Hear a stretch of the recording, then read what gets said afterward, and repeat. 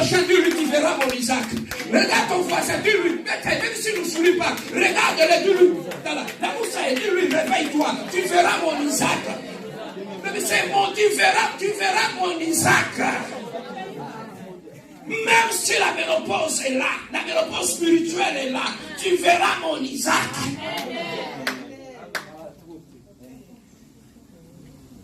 Amen. Amen. Papa, cette femme était abattue, elle était perdue, elle avait perdu espoir. Imagine-toi, elle est rentrée maintenant chez son mari. Je suis allé voir le médecin, il a étudié plus que toi. Il a dit que mes ovaires ne marchent plus. Je ne pourrai plus enfanter. Imagine-toi Abraham qui lui dit, maman, je fais confiance à Dieu. Celui qui avait donné la promesse, même si le jour passe, même si le temps passe, je vais rester fidèle à ce qu'il m'a dit. Même si j'ai été humilié, je vais rester fidèle à ce qu'il m'a dit. Même si les hommes me critiquent, je vais rester fidèle à ce que Dieu m'a dit. Je m'accroche à lui, je m'attache à lui. Sarah dit, papa, tu le dis, hein, tu veux me consoler parce que je suis ta femme. Mais on va essayer quelque chose. Tu vois, Agar, à ce moment-là, Abraham, à cause de la famine, se sont retrouvés chez les Égyptiens. Là où ils sont partis, c'était un pays étranger. Ils adoraient un Dieu qu'eux, ils n'adoraient pas. Et Sarah, tellement qu'elle était vieille, elle a pris une servante qu'on appelait du nom de Agar. Et Agar a commencé à travailler chez eux. Agar, elle était devenue comme quelqu'un de leur famille. Vous savez, à ce moment-là en Israël, quand tu es une femme et que tu n'enfantes pas, c'était une honte pour toi et pour ta famille. Parce que tu es allé en mariage, donner une postérité à cet homme. Mais lorsque tu n'as pas été capable de donner la postérité à cet homme, tu sais humilié. Sarah se sentait humiliée. La pression était là. La pression du monde était là. Les gens parlaient. Bien, mais vous savez, il y a des promesses que Dieu peut te donner. Quand tu te lèves devant les gens, tu as même honte de le dire aux gens. C'est que Dieu t'avait promis. Les gens vont te regarder. Bien, mais il y a des choses que Dieu peut te dire. Que lorsque tu le dis aux gens, les gens vont te traiter d'un débile. Ils vont dire, tu es en train de délirer. Mais bien aimé, à ce moment-là, Sarah a dit, non, on va aider Dieu. Comme mon âge avance, pour que les gens de l'extérieur, qui savent que Dieu nous avait donné une promesse, ne se moquent pas de notre Dieu. Papa, on va aider Dieu. Tu vois Agar, personne ne le saura. Ça va se passer ici dans la famille. Personne ne le saura. Prends Agar, mettez-le sur ton lit. Il va te donner un enfant à ma place. Abraham, lui qui était accroché à la promesse, pour satisfaire sa femme, il a dit à Agar, il a donné un enfant. Ils ont eu un enfant qu'on appelle le nom d'Ismaël. Avant même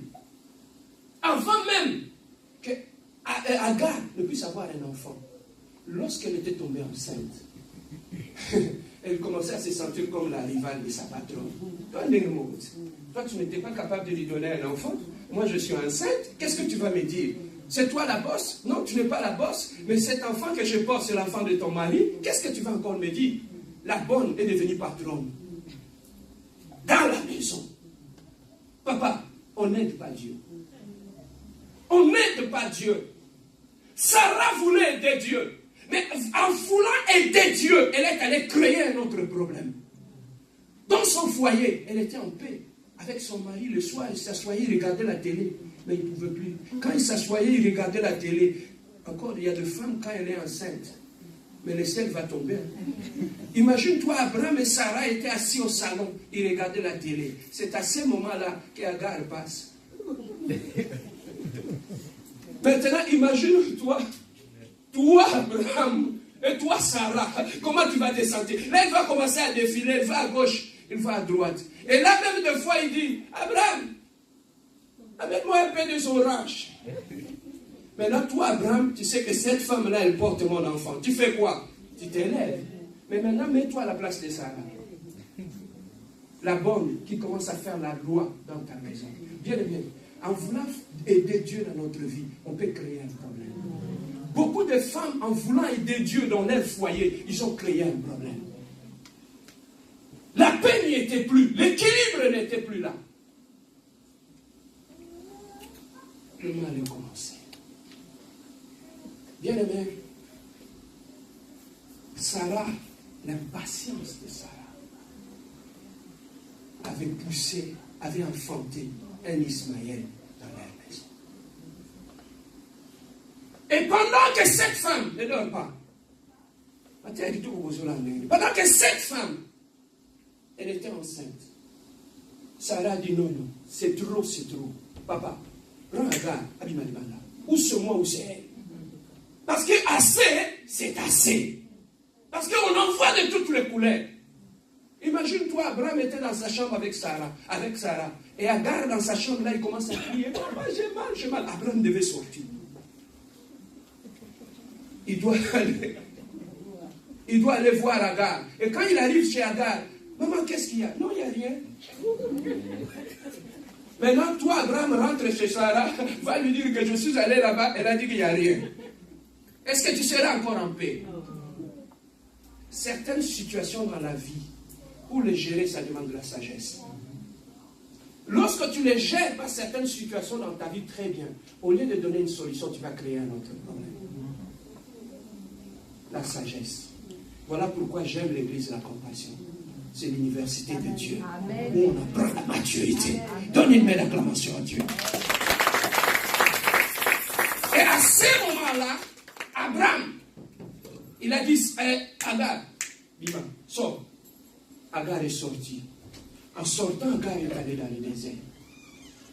Mais le seul fait que, non, Dieu est fidèle, le seul fait que Dieu avait fait alliance avec Abraham, le seul fait que dans le ventre d'Agar, il y avait la sémence d'Abraham, Dieu ne pouvait pas laisser ça. L'ange est apparu directement là où Agar était. Il a dit, Agar, tu vas où? Tu es où? Il a dit, non, ma servante m'a chassé. Il a dit, rentre auprès de ta servante. Va te mettre à ses genoux. Va te faire excuser. Agar a obéi à l'ange. Elle est revenue à la maison. Elle a continué à être la servante de Sarah. Ce qui est à toi est à toi. Ce qui n'est pas à toi n'est pas à toi. Il va les a dit à Sarah.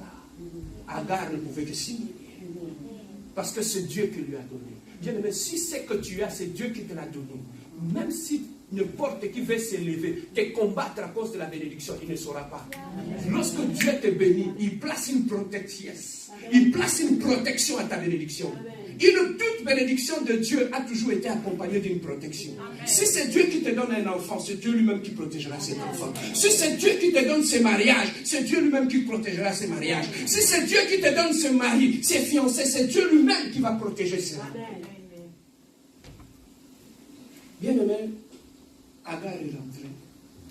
Et lorsque l'enfant était né, il a eu un enfant du nom d'Ismaël. Cet enfant est devenu adolescent. Et dans la maison, cet enfant, c'est lui qui jouait. Pour Abraham, c'était lui que Dieu avait promis, qui lui donnerait une postérité. Mais pour Dieu, ce n'était pas ça. Lorsque cet enfant atteint l'âge d'adolescence, la Bible nous dit, l'âge est venu. Il est allé visiter Sarah. Il a dit, Sarah, ton temps est arrivé. Tu vas enfanter. Sarah, à cause du poids de son âge, elle a ri. L'ange a dit, tu vas avoir un enfant. Et jusqu'à ce qu'il a eu son enfant.